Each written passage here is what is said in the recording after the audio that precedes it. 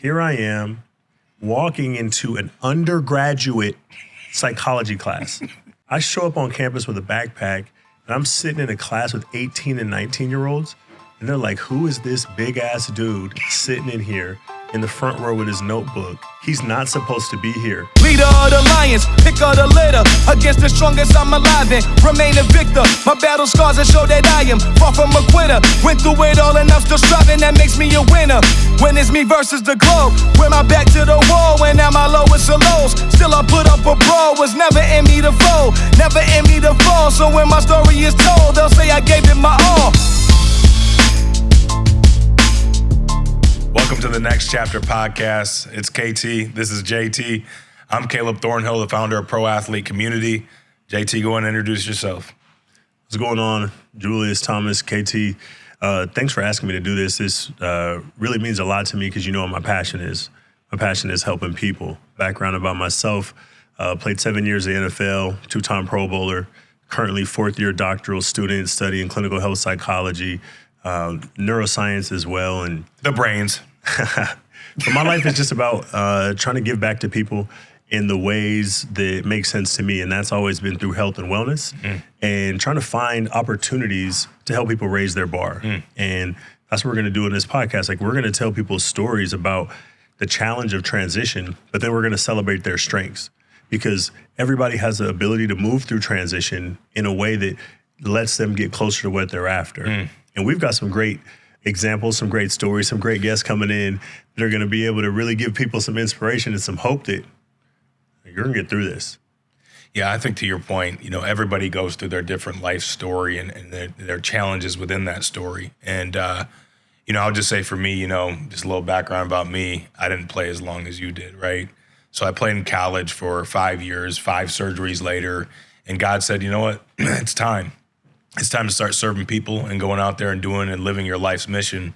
And I just knew from the day that I left Michigan State University, it was going to be about developing student athletes. And then it was after that going to the NFL as an intern, making $900 a month for the Detroit Lions and working 80 hours a week. And I loved every minute of it. You know, it was tough, but when you get a chance to serve people and watch the trust built up in that locker room and watch how you can help people, I was blessed to have an opportunity at 25 years old to come move down to South Florida to work for the Miami Dolphins, serve that organization and those players, most importantly, for literally 13 years of my life. There was no greater joy I had. But God said, hey, I got another transition for you.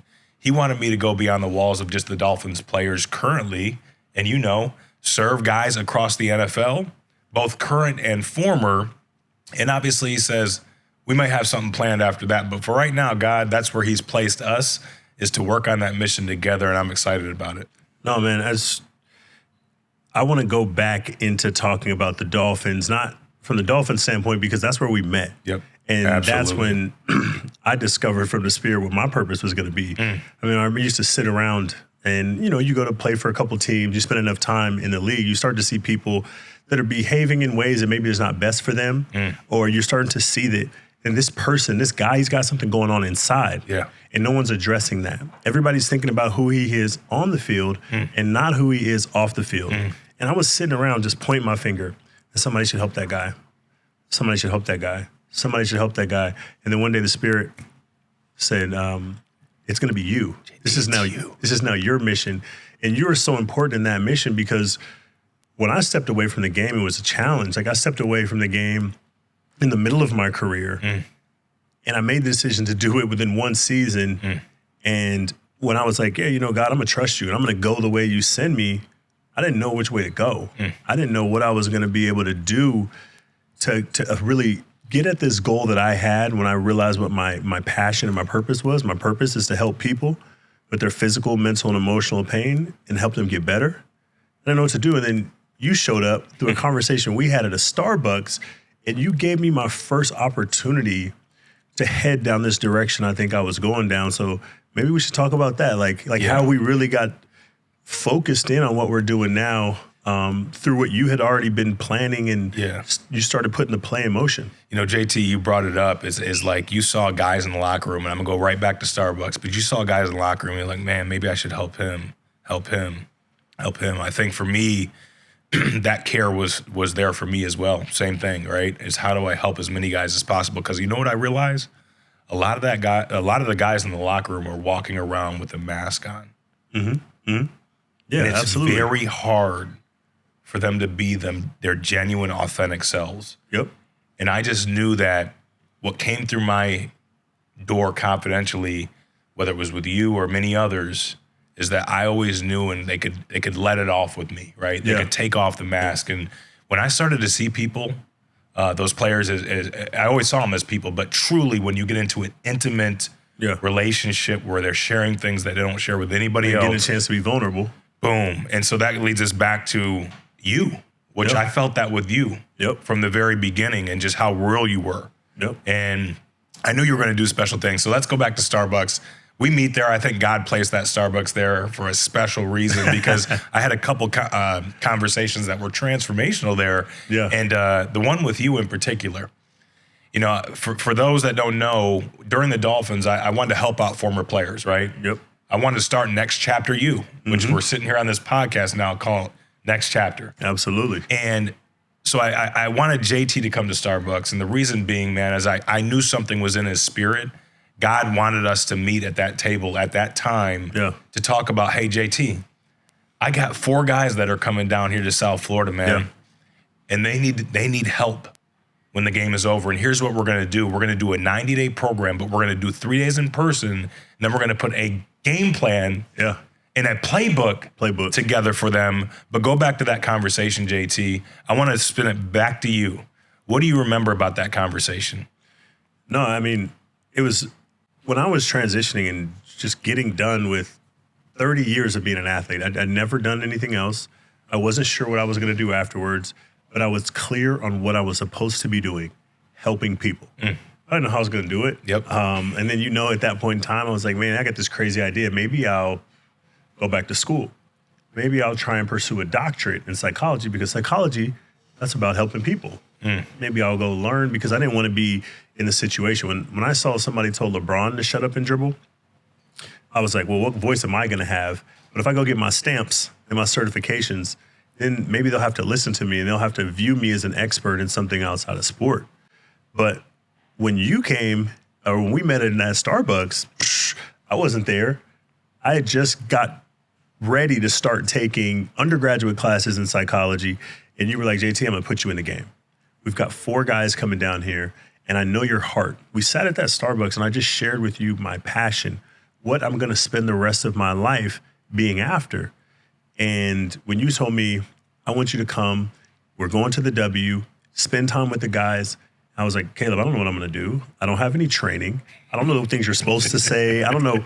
I just had all this uncertainty, all this apprehension to get into the game and start helping people. But you didn't let me avoid that situation because I was afraid or I was unsure. You grabbed me, not literally, but you were like, no, you can do this. Yeah. You grabbed me with the belief that you had in me and wanting to give me an opportunity to do something that I felt that I was supposed to do. And I'll always forever be grateful to you for that, for allowing me to have these conversations, allowing me to see that I was able to help guys with what they were going through before I learned the psychological or the clinical playbook to do it. And that was what was so meaningful for me at that point in my time. And like our relationship has continued to evolve after that, even leading into, now you taking this transition. Like, talk about that. Like, cause I know that's something that we've talked about a lot. Yeah. Let's go back to those 4 guys. Their lives were absolutely changed in that room. Yep. JT, it's about people. Yep. You can never forget that. The people in that room I knew had the hearts to change their lives. Those 4 players' lives are changed forever. And you know what it gave us both? The confidence we needed to know that this needs to be done full time. Yeah. I think both of us, while I was under the Dolphins roof, we did something outside of both of our comfort zones, and now we're here today to be able to do that for more people. For me, transition, leaving the Dolphins, people think I'm crazy. Hey, my own wife said, hey, I'm with you. But I didn't feel that. I'm confident I'm with you. Yeah. I just rock with you, right? But one of the hardest decisions I've ever had to make in my life, because I sit in gratitude. There's no resentment. There's nothing but gratitude for an organization that bet on a young 25-year-old to pour his life into serving the men in that locker room. Millions of dollars that are their investments, as they would put it. But these as people, they trusted me to do that. And I'm forever thankful for meeting so many great people. Yeah. That brings it back to the key and common denominator, people. Yep. I knew I would miss the people. I knew I would miss my relationships. I knew I would miss so many things. But you know what? When you have a voice and when you hear something calling you, God for me, saying, I need you to do this for more. Mm-hmm. I need you to disciple for more. You want to JT, increase your scale. That was the moment, yeah. It's like, you're going to do this on a greater scale. What you're doing here is good, but something in you said that there's more people out here that need that. Need it. Like, there's more people that need this. And like that, those are the things that I think are unique about your story, right? Is you're sitting in a place where you're comfortable, you're good. You're working for the Dolphins, you're helping people, but then something inside of you said more. What's that? What's that thing? Yeah. I think that comfort and contentment, you know, and whether it's complacency, like you got to be careful of each one of those words. And you got to be really, really intrinsically aligned with your values in order to truly hear where that GPS is telling you to go next. Yep. And for me, it was that, man, it is time to move forward and to impact more lives in a way that I don't even know is possible for just Kaleb Thornhill alone. Mm-hmm. I just prayed for God that the right people would come in my corner in order to make this happen. Yep. So we could change lives that I know needed to be changed so they could live with passion, purpose, intention, all those things that I know each human being. But if I can just be real for a second, it was a transition similar to probably what I would believe a lot of guys go through when they leave the game. Mm-hmm. So for me, leaving the Dolphins, leaving comfort, yep. having to go to an office and you're by yourself, you're yep. grinding in the dark, you don't have any lights, you don't even have, your lights won't turn on, number one. Number two, you have a microwave, you forget you don't have any fork, so you're punching the hole of the factor meal, putting it in the microwave, and I'm eating it, scooping it down my throat. That's day one in entrepreneurship, right? There's no cafeteria. There's no cafeteria, there's no schedule, there's no itinerary, protein shake, water, medical. If I have a cold, I better take my butt to Walgreens. Yep. Whereas in the facility, you can just go get it right at the athletic training room. It's readily available and it's free $99. I went to the pharmacy for the first time 4 years ago. I was like, man, I've never been to a pharmacy before. Like, I gotta go pick up my prescription. No, I need a trainer to come drop that off in my locker right so now. I can grab it right now on the way home. Oh, by the way, you don't have any health insurance either. Oh, yeah. That's new. I forgot about that one. Yeah. So you have no, you know, your health insurance, and it's crazy because me and my wife, yep. not planned, moved out of our offices in August at the same time. I want you to think about that. You want to step into faith? Yeah. Have both of your partners, one that chooses to leave, one that they closed down the pharmacy, right? So she got let go. We're moving out at the same time. Yeah. If you don't have faith in that moment, because that can be scary now. We have 4 kids, and now we're thinking about what's next. And to just be real with you, and we'll get into this, JT, it was the lessons that I learned earlier about the important things in life and also how to effectively transition that afforded me to have the faith and the confidence to move forward in that situation with a smile on my face. No, I love it. And when you say transition, this is something that really came to me as an area I had a lot of experience in, but I didn't know that I had a lot of experience in transition until somebody that's been really fundamentally impactful, like another person that the Father had show up for us was Chip. Ooh. So when we had the first Next Chapter U cohort that we did this September, which was awesome, we went from 4 guys to 20 guys to make transformational change in their life. I did the workshop. And I wasn't sure what to name. And I'm like, I need to talk about the transition. I need to talk about, number one, how do we understand transitions? Mm-hmm, mm-hmm. And then number 2, how do we dominate them? Because you got to split them up. Like psychologically, as I was doing this learning, I was like, wait, we could apply some of this to what we're doing. And like, that's one thing I always got to credit you for. You're always like, JT, bring that shit that you're using over there in the clinical space. Yeah. All those papers and all that, bring that here so we can do this in a way that is most appropriate for these guys. But Chip was like, JT, man, I love that workshop. You should teach a course on transition. Like, this could be a course. And I thought to myself, Of course. In transition, do people care about transition? And then as I started studying it more and more, I went, wow, transitions are extremely difficult experiences for people because you lose the sense of self, because you lose your sense of status, because you're now moving into uncertainty, wondering how you're going to fit into these new spaces. Extremely challenging, right? And I started thinking, damn, how did I learn about transition? Well, wait, I was hooping in college. Yeah. And then I had to transition to the league. And I remember what that was like, showing up in the NFL after no OTAs, getting to training camp and thinking, damn, I played 1 year of college football. Now I'm in the NFL. How am I going to find a way to be successful here? And thinking about all the ways that I had to transition from that first thing I was doing then to football, then from football into psychology and neuroscience. And I started to have to reflect because of Chip, because of you, of like, wow, I've got a lot of experience with this. I really know what this is like. And the question that I want to ask you is, like, before you ask that, sorry, hold on to it. Transitions and grief, right? Are those things interrelated? Well, absolutely. Because grief is transitioning from somebody that was important to you being there to not being there. And it's not just grief is the loss of what?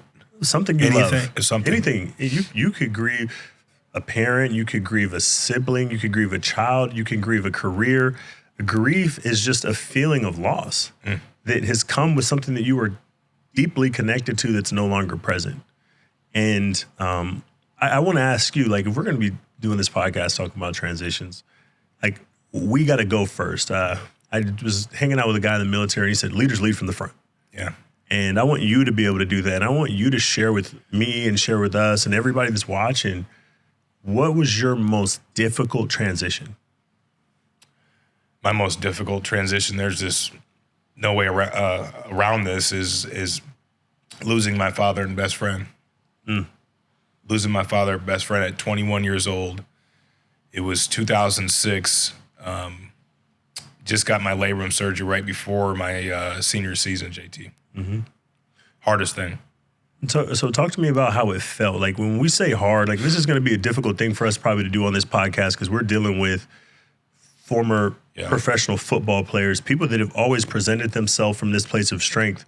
And we're always going to do that. But to talk about not just the difficulty of it, but how it felt. Like, what did it feel like to lose your father in that point of your life? And what was happening? Like, give me some insight into what your thoughts were like about who you were, about what life was going to be like next. You know, JT, if you think about the greatest thing that you love right now, or if anybody watching is thinking about the thing that they love the most, or the person that means the most to them, if that thing was just gone, I would just say my foundation and the what I believed I was standing on was all of a sudden gone. It almost felt like you were falling. It was. Did it feel like what? Did it feel like falling?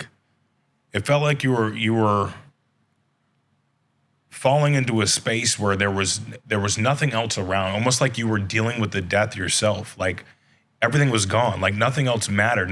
There was nothing there for me to do anymore. Like, literally, I felt like I just could be gone too. Wow. If I can be real with you. No, absolutely. I mean, we got to tell real stories. So, like, you felt like, man, what does it even matter for me to even keep doing life? Like, to even move forward, to put one foot in front of the other. So what kind of things were you doing in this moment? Like, JT, who were you around? What were you doing? I was around family. And the hardest thing is I watched my father pass away with my own two eyes, right? And so to take his last breath and to tell my father, you know, Dad, do you want a pillow underneath you? Under your head? Before he's gone, JT. And so when you think about putting your father to rest and the last time you see him, you know, I had my family around. People are calling and texting. You don't want to talk to anybody. You just want to be alone. You want to be with your family. Your family's not even talking. They can't sleep. We're trying to process this. And, you know, JT, I just wanted everything to go away, you know. I wanted him back. And there was love inside of me that had nowhere for it to go anymore. I could not release it. And so what did I do? I dealt with the bad way of coping with things. I self-medicated. You know, it took me. I used to take what is it that makes you go to sleep? Ambien. I took Ambien and alcohol because I just did not want to feel. And so I'm taking those things just to sleep, and I'm doing these things. And keep in mind, you know, I had shoulder surgery, so I don't want to play football going into my senior year. Oh, so this is going into it. So you're still This a is student. going You got into- to show up to practice. You got these expectations as a student This is athlete. before Christmas, bro. At- 4 days before the Christmas. holidays. We're As supposed to you're go going see through his this. family the next day in Virginia. And we always did, right? So yes, you're supposed to go back to classes. You're supposed to, you know, do all these things. And, you know, I told my mom, I was like, I'm done. I told my brother, I don't want to play anymore. 5 surgeries. You're physically beat up. You just got emotionally beat up. Your foundations. Hardest Everything's hit gone. you've ever taken Ever. in your life. Ever.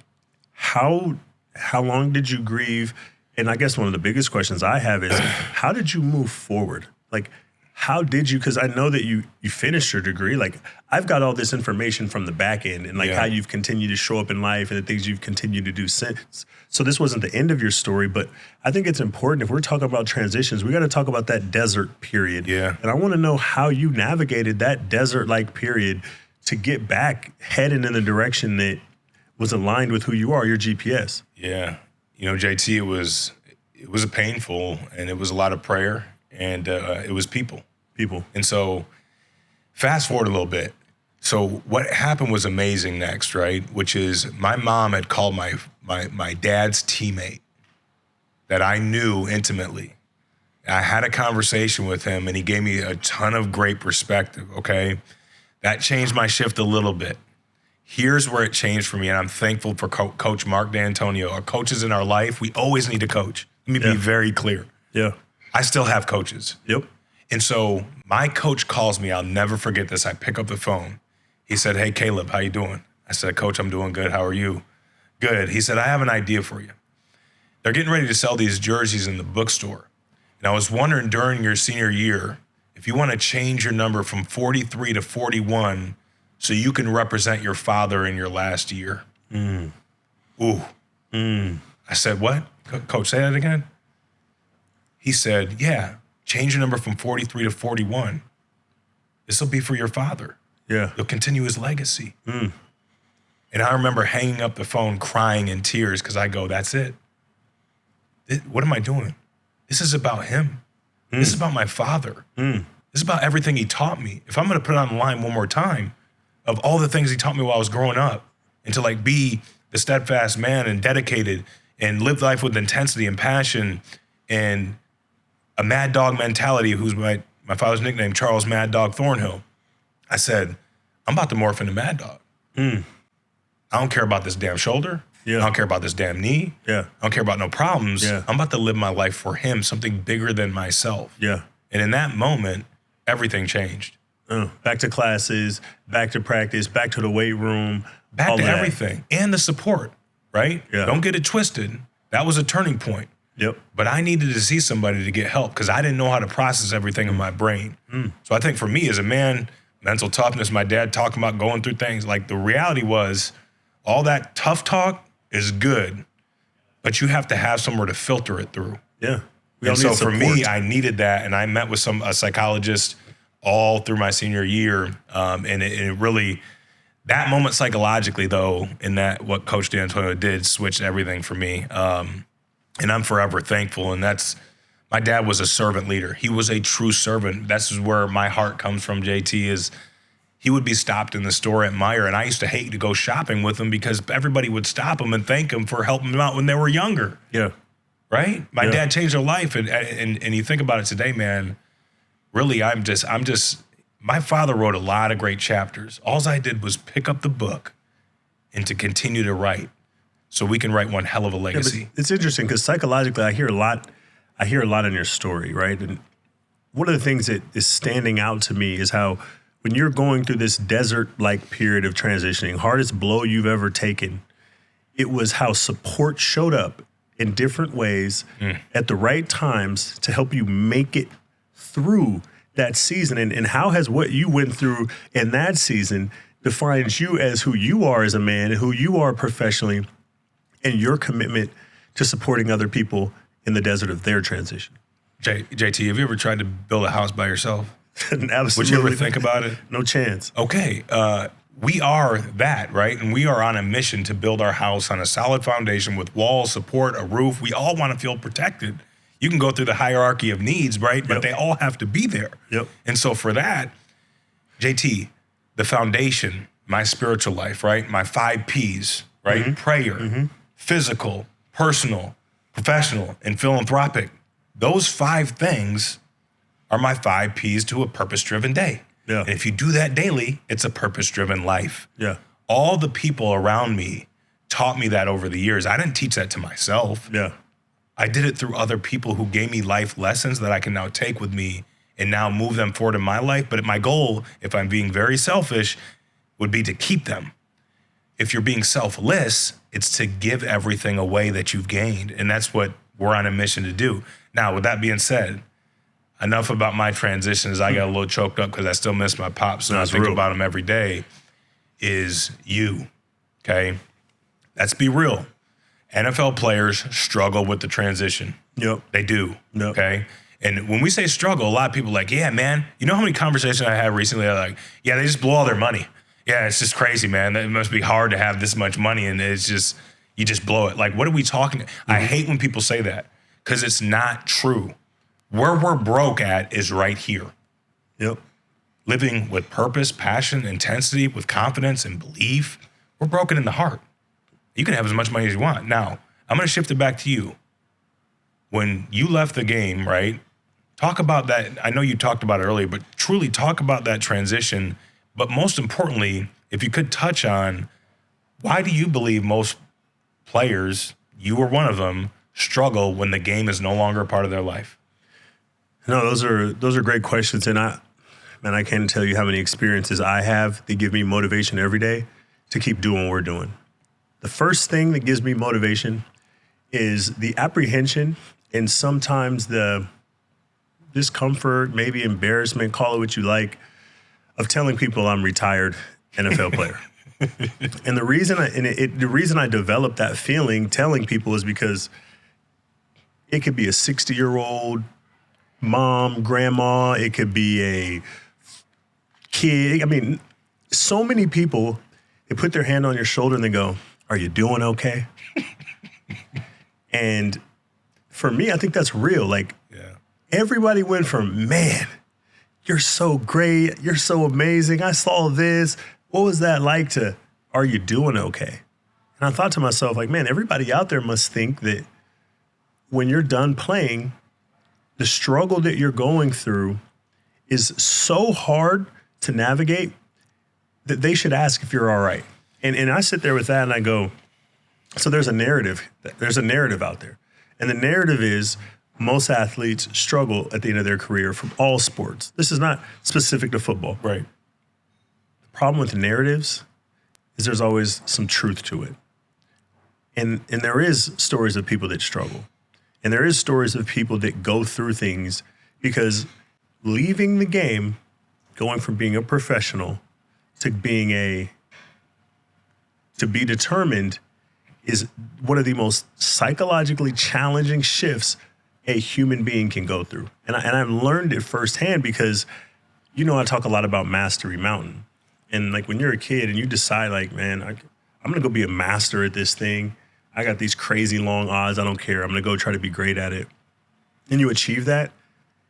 Like the highest mountain. Mountaintop real estate's good real estate. Like you get good views up there. Like it's beautiful.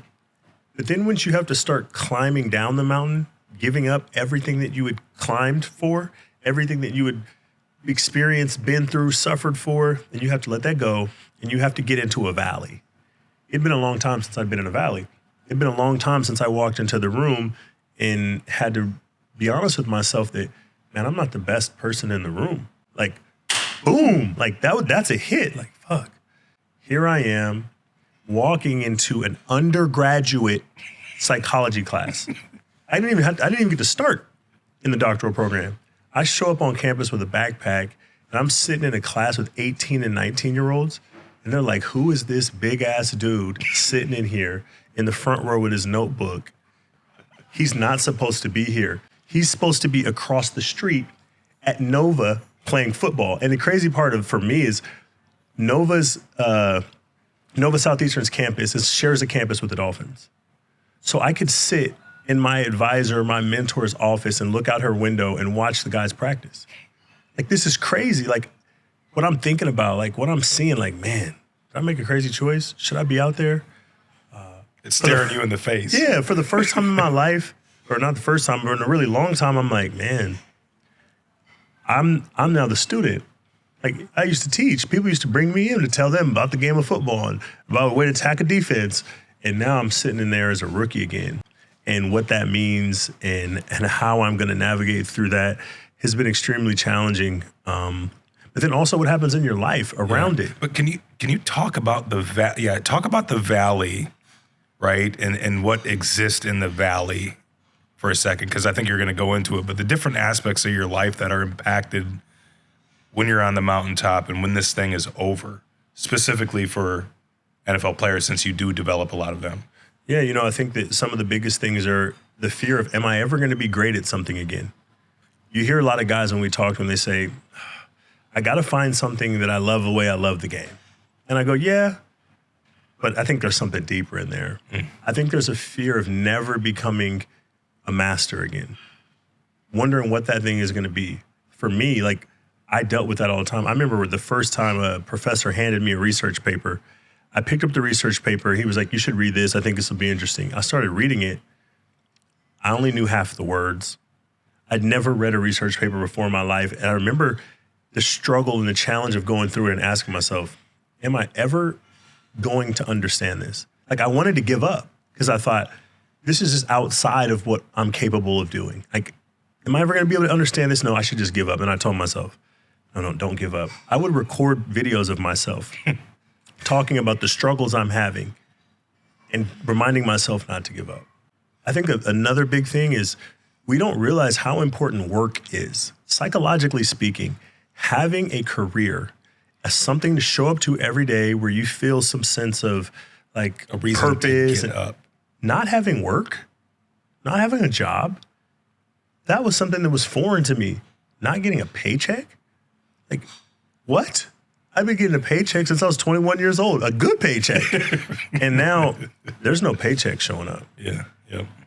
A new thing. There's people asking you if you're doing okay, a new thing.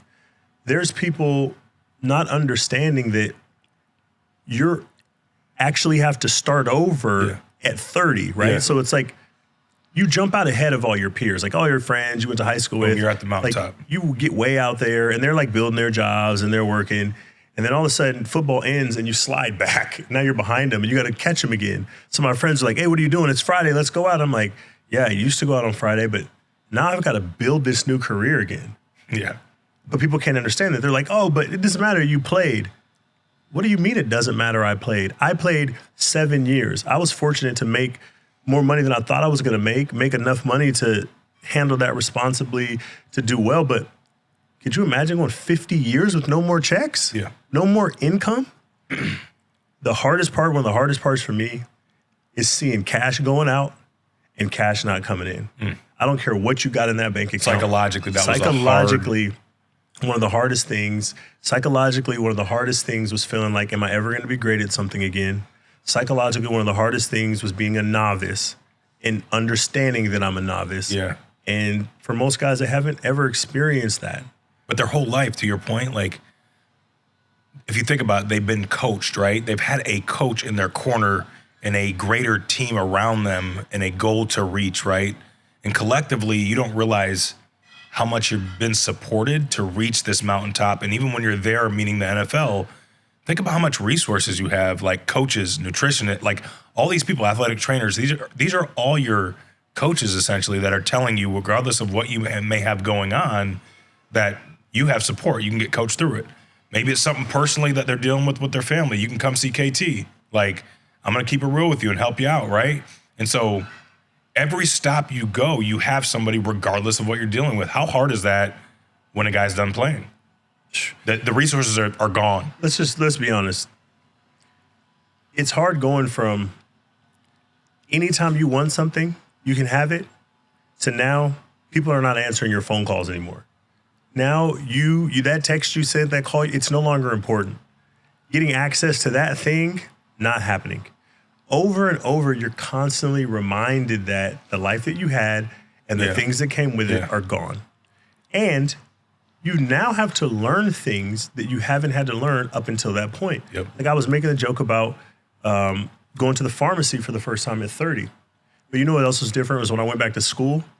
This time I didn't have a guidance counselor through the athletic department.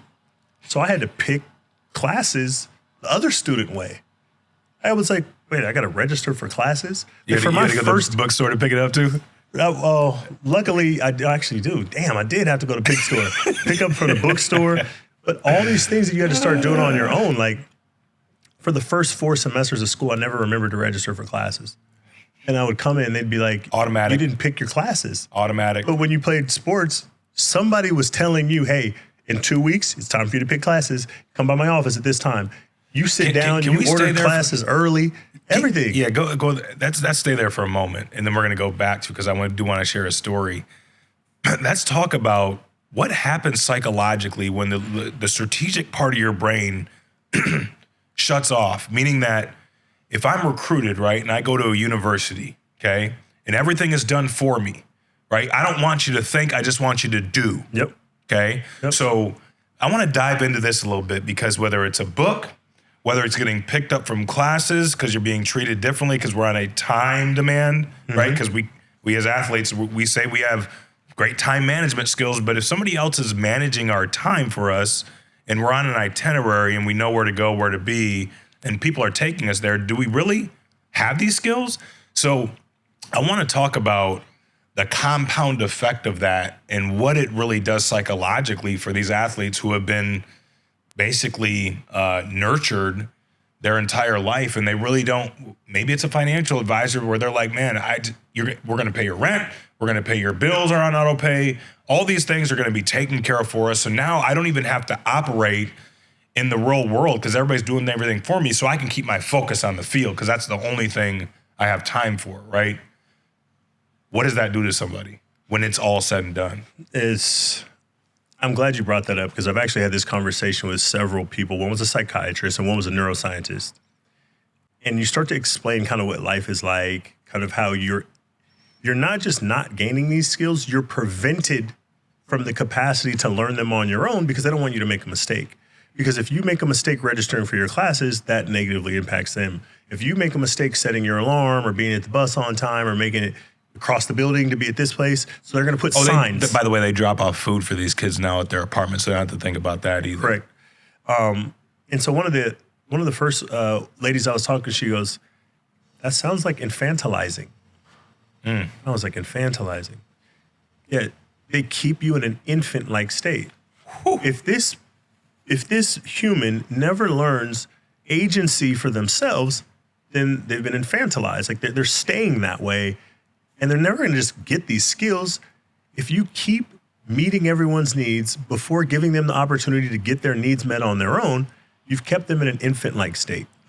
But when you spend 1 decade there, this could get bad if this support ever leaves. 2 decades, all right, now like they really haven't got this 3 decades, and then overnight, poof, it vanishes. Like that's the other thing people don't realize about the transition is how sudden it is, how everything is gone. So now you went from your whole life having somebody meeting all your needs before you even needed to have them met. And then now it's all on you, all at once. The weight of that. That is so powerful and profound what you just said. Not to compare these two, but I do want to from maybe a psychological state of what somebody may be going through neurologically upstairs. Yep. What I dealt with my father, that was an extreme case of loss versus, to your point, dealing with this and then this mountain of, what did you call it? Infantilizing, which is wild to me. Yep. And now, boom, what happens psychologically and emotionally between these two episodes? Are they similar? Do they hit in the same wavelength in terms of what goes on in somebody's brain and the pain associated with that? So when we talk about comparison, like right, we know that we can't get all the conditions the same. Right. We know that there's some nuance there. But think about it in terms of just support. Like one thing I learned psychologically that people don't often consider is what pillars are you standing on? The pillars of parents, like how much support that does. Like we look at the research, we know from science that people with parents do better because look at the support that gets poured into you. So that's a strong pillar. If you're an athlete, look at the support that gets poured into you. That becomes a pillar. So as you're humans, basically saying they got pillars on steroids. Pillars on steroids, but then the pillar gets kicked. All of them. Right? All of a sudden, blah, blah, agent, marketing team, blah, blah. PR person, person that comes by and chef, blah, blah. Because the money's not coming in. You're not creating money anymore. These people's jobs. We got a new one on the block. Bro, their jobs are about bringing in funds. You're no longer bringing in funds. They have to go on to do what they're doing. And your pillars start to become removed. And then now you feel like you're falling. Or now you're looking for resources. Or like, having children. All of a sudden, you're just sitting there going, man, who's going to bring me something? Who's going to help me with this? Well, I want to start a business, but is there going to be somebody to help me start a business? Wait, I got to read. I got to watch podcasts. I got to take a course. Man, now all of a sudden you have to start gaining agency, or you like to say you have to go on the offensive because for so long everything had been coming towards you. Yeah. And I think that's kind of. Let's talk about why PAC was created. Speaking of that, right? So if we know all these pillars just got kicked over, right, and this thing is unraveling quickly. And they just are dealing with all these emotions, whether it's family, loss of agency, loss of identity foreclosure, right? I always say the 3 elements to human happiness. Some psychologist said this a while ago, but connecting to others, personal growth, and contribution to society. If we have those 3, typically we were going to be in a pretty joyous state. Connecting to others, locker room gone. Personal growth. I'm still working out, but I don't know what I'm working out for. Anymore because there's nothing to go towards. There's not a team goal. There's not an individual goal. I don't know what I'm going towards, right? Gone. Okay. The third thing is contribution to society. A lot of football players or professionals in general may feel like that is their contribution. So once that's gone, or maybe they felt like, man, I do these camps for these kids and that's gone, right? So I don't even do these camps anymore because I'm not relevant anymore. So now those 3 things are gone and now we're sitting here as PAC. Talk a little bit about those pillars getting kicked out, those 3 elements of human happiness they're gone. PAC sitting here with what? Why are we sitting here? Why is pro athlete community sitting here waiting for you? Why was it so needed, especially when it comes to next chapter you, right? Because we work with current and former players, but let's talk about former players and why it's so important. Well, if I had to sum it up in a kind of concrete way, I would say PAC is like the forklift. It's going to insert itself into your life so when the pillars fall, you don't dip. You don't dip. You've always said, JT, it's about building a bridge. There should be no falling. Like this falling feeling shouldn't be there. We have had to look from the back end to have outcomes that we drive on the front end. So if we understand, not just us, every single person that you meet understands because they ask you, how are you doing? Everybody understands that there's going to be a big, heavy, hard transition coming for you. But let's look at the things that are negatively impacted when you transition. Sense of connectedness, sense of purpose, what you're going to do with yourself in the future professionally. And uncertainty is not something athletes are used to dealing with. Uncertainty is not something that anybody likes to deal with. We talk about health, right? Like, it's emotionally and mentally challenging to play professional sports, especially football. For sure. So now you've got some impacts there that you have to help. So what we're doing with PAC is we're going, okay, here's all the known issues. Here's all the known areas guys struggle. Let's address it on the front end. Let's work with current players so we can start exposing them to industries and professions outside of theirs. And people who give a shit about them. And people that care. This is be very real. Yep. Yeah, people that care, people that say, you know what, I don't want to keep this narrative going. I don't want this to continue being an association you make pro athlete, career over, pain. So you're Struggle. saying as current players, we're bringing in pillars, knowing that, hey, you may not know these are going to fall as a current player, but they're coming down. Yeah. We're coming in before the forklift and saying, for current players, we're just going to insert these pillars right next to the other ones. Yep. Because we already know that these ones next to them are about to be shut down. Yeah, they're going to be gone. So as current players, when we talk about everything we do at PAC and Pro Athlete Communities with intention, JT, we don't just go, hey, here's a cookie cutter approach. Here's our program. What are we going to do? We're essentially going to, oh, wait, I got an idea. Let's ask the players what they want. Mm-hmm. We're going to survey them before, figure out what they're interested in, and we're going to take that information and we're going to sit in a lab and we're going to build backwards. We're going to go, these are the outcomes that they want. Here are the things that they're interested in. And we're going to build this business combine, an executive education program that's going to transform their lives and bring in these pillars that are going to be stable, even when these other ones we know are going to be gone. Yeah, I like to say it all the time. Family on 3 is fake. Family on 3, family on 3, family on 3, over and over and over. But when you walk outside those white lines, where's the family? We were family, right? No, that's what you say when you want somebody to go put their life and their body and their future health and well-being on the line. But where'd the family go when it's done? So we're saying we're going to be your family. We're going to be your community. We're going to find the right people that care, the people that are going to show up, the people that are going to pour into your life to make sure that we're inserting strong pillars before they crash.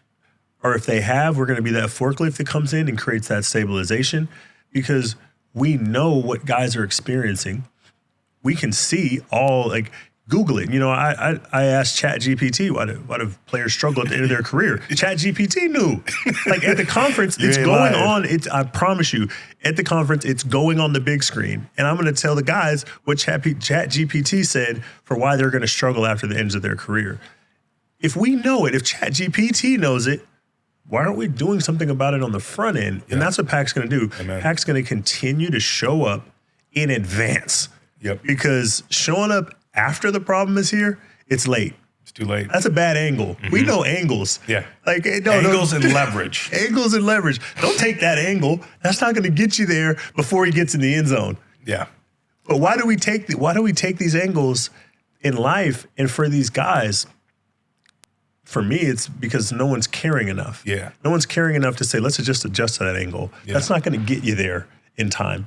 Let's get out ahead of it. To your point, I know I want to go back because I was going to share a story and you just made me think about it. This is what most people don't understand. I remember sitting next to a player on a plane ride home from a game after a victory. And you're supposed to be on the highest of the high after a victory in the NFL. Everybody knows what that's like. That's been in the locker room, whether you're a player, staff member, coach. This player showed me a text message that his mother wrote him and was basically saying, do you know how much I've done for you? Yep. And by the end, it says, you know what? I wish I never would have had you. When I read that and I go, wow, even their family, right? Because whether he has to cut her off forever, there's pain. Yeah. Or whether he has to keep her around because I love you and you're my mom, there's pain there too. And so these guys are dealing with a lot of pain. I'm talking about folk, whether it's physically, emotionally, socially, spiritually, it could be all these different components. Yep. And what we're saying is, hey, PAC's going to be here for you, okay? PAC, we're going to be here for you. Yeah. We're going to stand in a position where we're literally going to invest in you relentlessly while you're playing and when this thing is over. Yep. Because I think at the end of the day, man, I got tired of seeing people not care. And for me, I always knew I may be the only one that cares about what I'm doing as I'm working in the NFL, the way that I do for these as people first. And a lot of people care. I'm not saying they don't care. What I'm saying is in the way that I did, I may be one of the only ones. It was different. I knew that, JT, even meeting you and what we had in our conversation going back to the original Starbucks is that we were going to change the trajectory of these men's lives and we were going to do it relentlessly together. And I can't thank you enough for being you, for being genuine, authentic, real, and with a relentless pursuit that I'm going to go be great again. I'm going to climb that mountain. I'm going to climb it again. What we're going to do is we're going to help people dominate the transition because we have the experience from getting to have so many conversations with so many guys to going through it to saying, if this is what's going to happen, let's get ahead of it. And we're going to change the narrative. The narrative's done. Former football players struggled at the end of their career. It needs to be over before I get off this planet. Yep. It's going to be, man, watch those football guys. They dominate. When this thing's You see what they're doing? But they finna come get at your job. They finna come into your space. This real estate isn't available anymore. They took it. Oh, that wealth management job? Who's running that office? Oh, that guy that used to play cornerback. Oh, who's running this this administration at this university? Oh, that was the guy that used to play D-line. Hey, he brings a particular set of skills. Man, it's crazy. Who's that GM of the team over there? The Titans. Oh, former player. Only played a couple years, but he was still really ready to dominate again. Yeah, whether it's a restaurant, he was built different. Whether it's Stephen Tulloch and Circle House Coffee and an entrepreneur, it's Brandon Marshall. All these guys are going to do great things, and we need to highlight these stories. Yep. They need to be told, and they need to be told in a real, genuine, authentic way because, as we talked about it from the beginning, next chapter, okay? Next chapter. Like it's the next one. And people deal with so many things throughout life, JT, and to not have the tools and the intellect to be able to listen to them and how they got through them so somebody else that's watching can be served, we'd be doing a disservice. Yeah. I think more of my mission in 2023 was really about sharing. Be vulnerable. Yep. People need it because vulnerability is the only way to healing. To get help. Help and healing. Yeah, you can't go recover through anything if you're hiding the injury. Like, how's the ACL going to get better? Wait a second. I have an open wound. Yep. I literally have an open wound, JT. Yeah. And what happens with open wounds? Yeah. Fester. What do they do, though? Yeah. It spreads throughout the entire body. Yep. And I think people don't understand that if you're hurt, meaning I don't care in what phase, if you leave that wound open, you're going to deal with an infection that's going to infect your entire body. What if the infection you have is a lack of belief? How's the best way to get belief? See people like you doing the things that you want to start doing. Ask them the mistakes they made. Ask them how you cannot make those. Seeking, going on the offense. Like, we're going to provide it to people. And we're going to keep cultivating, keep growing, and keep developing the best programs, content, and conference possible because we're not resting until the narrative changes. Fuck the box checking. I'm over it. I don't want to hear, well, we provided therapy. Well, you can call this. Here's a list. Did the outcome come? Stop talking about what you did. Show me the outcome because that's what we care about. Yep. We're athletes. We're people that have been in and around sports. We care about results. Yep.